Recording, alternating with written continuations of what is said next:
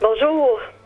Alors, je vous parle maintenant de la MRC et je serai en rendez-vous avec vous tous pour vous rendre compte des travaux que nous menons à la MRC, de tout ce qui se fait pour et au bénéfice des citoyens et des citoyennes du Témiscamingue.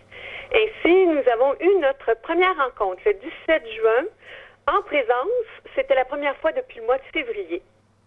Et d'entrée de jeu, je tenais à souligner tout le travail fait durant une période inédite de notre histoire municipale, une période inédite de notre histoire à tous. Tous les intervenants du monde municipal ont contribué. Ils ont expliqué la situation, ils ont transmis des informations pertinentes, ils ont contribué à rassurer les citoyens et à donner l'exemple. Et par ailleurs, j'ai tenu à rappeler que se distinguer comme territoire sera primordial dans les années à venir. Nous avons 3 pôles d'excellence que nous avons identifiés au Témiscamingue, soit les énergies renouvelables, notamment avec le magnifique projet Onimiki, les agricultures innovantes et le tourisme aventure nature. Ce sont des pôles que nous avons retenus tous conjointement.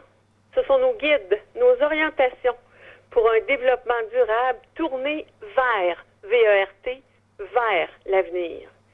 J'ai également soutenu et rappelé que ceux qui vont s'en sortir dans le contexte actuel sont ceux qui s'en tiendront à leurs valeurs et qui maintiendront le cap en s'y référant. Je pense qu'au Témiscamingue, on fait partie de cette race de gagnants. Et afin d'appuyer un de nos pôles d'excellence, la MRC a octroyé un montant de 180 000 60 000 par année pendant 3 ans, à la station de recherche en agroalimentaire de Notre-Dame-du-Nord, qui est affiliée à l'UQAT, afin qu'elle puisse développer la filière biologique au Témiscamingue. Les sommes proviennent du Fonds de développement des territoires et ces sommes-là agiront comme levier à un projet d'envergure qui vise à faire du Témiscamingue un endroit de prédilection pour la recherche en culture biologique. C'est une première étape. Il y a d'autres étapes qui sont à venir pour le soutien à ce projet d'envergure.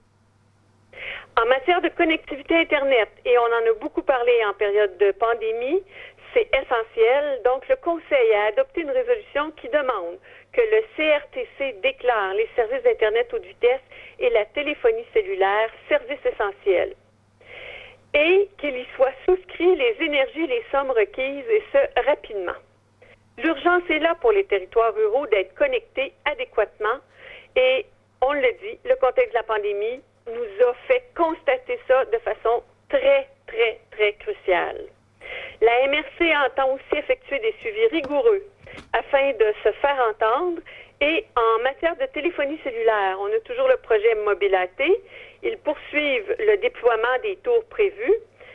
Nous avons profité de notre rencontre pour réaffirmer qu'une fois ce projet-là terminé en avril 2021, nous ferions un tour de piste sur tout notre territoire pour voir là où il faudra améliorer la couverture.